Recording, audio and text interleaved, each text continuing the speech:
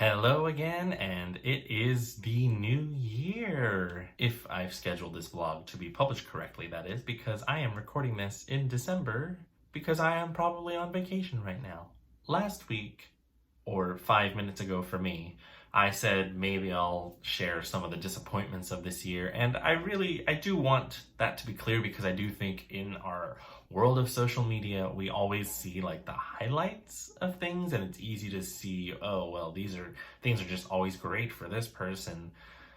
But I don't necessarily want to end the year on a low note. So instead, I might do a little mishmash. Maybe I'll share a bit of disappointment, but through the lens of what would I love to see happen in this year, in 2020. And this goes back to a little bit of what I talked about in this vlog 2 weeks ago, or for me, like 20 minutes ago, of my vision planning and goal setting for the year. And so I thought I would share a bit of what my actual 2020 goals or wishes or desires are. Okay, so here goes. Let's say I'll share 3 arbitrary number. Number 1, I am looking for an agent.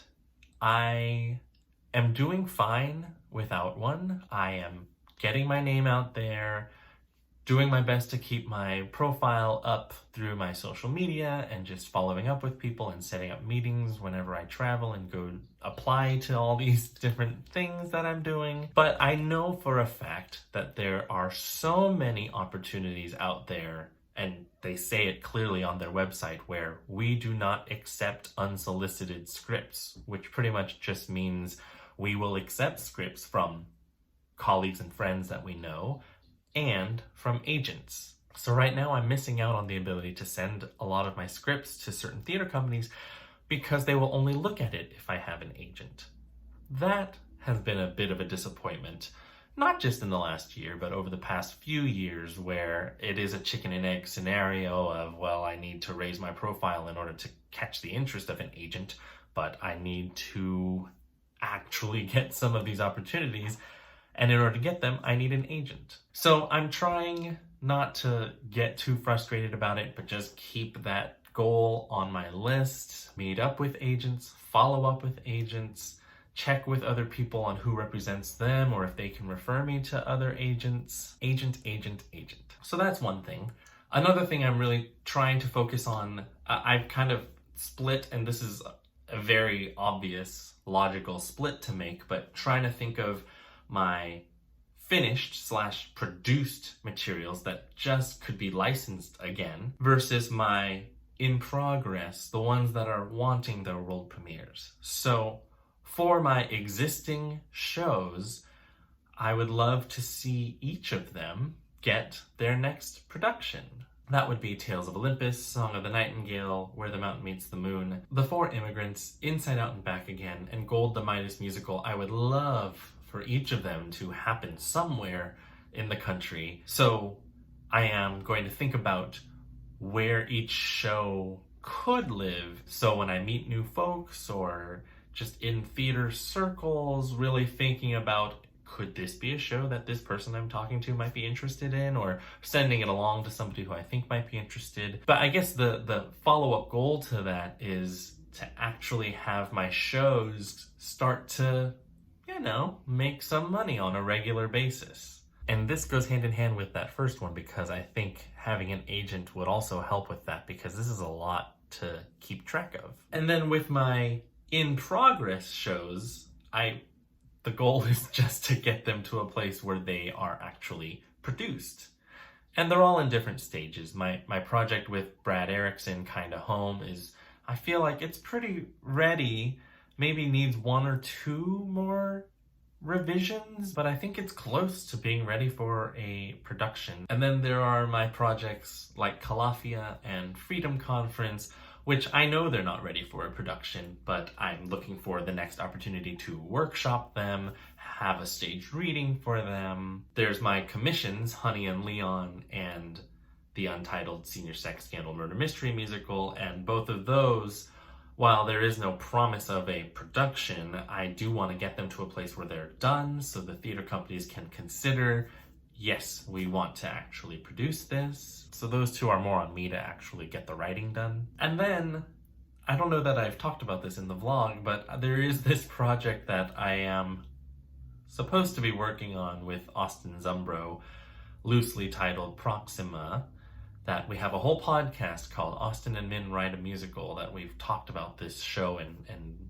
some of the details and brainstorming ideas for it. I would love to get that to a first draft as well. There's also the Midas Musical cast album that I would love to have ready by spring. I feel like this turned into a more stressful, task-oriented vlog, and that wasn't my intention. So I'm gonna pan out again and instead focus on some more visionary ideas that I want to see happen in 2020. Pun not intended on 2020 and visionary, but I'm sure that pun is going to be made left and right next year. I think in a very broad sense, I want to arrive, whatever that means or looks like, on the national theater scene. And there is a bit of a push-pull there because I want to be recognized for the work that I do, and I want to go with the theater companies that I connect with and the collaborators that I connect with. So it's not as simple as any possible opportunity I'm going to jump at. I want to find the right opportunities. So there is also this sense of like resting in my roots. Not like roots like heritage, like my Korean Americanness, but like almost like my root chakra, like resting in my gut and not letting myself be swayed by all these tasks before me. Like the tasks are there and the goals are there for the different projects I'm working on, but I want to make sure that it's like coming from me. Now we're getting into very, I don't know, non-tangible spiritual territory perhaps. But yeah, with my momentum and the ambitions that I have, I want to make sure that I am doing it in a way that is the art that I want to create and not just the thing that's going to make me a buck or the thing that's going to make me famous. So I guess that's a hope for 2020, is that I will keep making these steps forward and discovering who I am, what my voice is, the projects that I love, the projects that I'm drawn to, and the people that I love and the people that I'm drawn to. And I guess I wish the same for any of you who are watching who are artists or writers. And you know, there's all this pressure that we might feel to perform, and we have to have the resume, we have to have this under our belt, that under our belt. But there is something I'm learning. There's something to just trusting, not trusting the process, because I feel like that phrase gets thrown around, but trusting that the career growth and the self-growth are going to go hand in hand if you're working on both. And it does take work. It's not just going to happen because you think it might happen, but as I continue to question myself and make mistakes and fail, I will be learning, and hopefully that will spill out into my art and make it meaningful for other people on all levels, whether it's theater for young audiences, theater for not young audiences, whether it's a short piece, a long piece, a comedy, or a drama, that I really want to be speaking from my heart on all of these projects, on all of these matters. I think I'm good for this vlog. This was my third vlog in a row recording on one day, so sorry if this last one was a bit incoherent.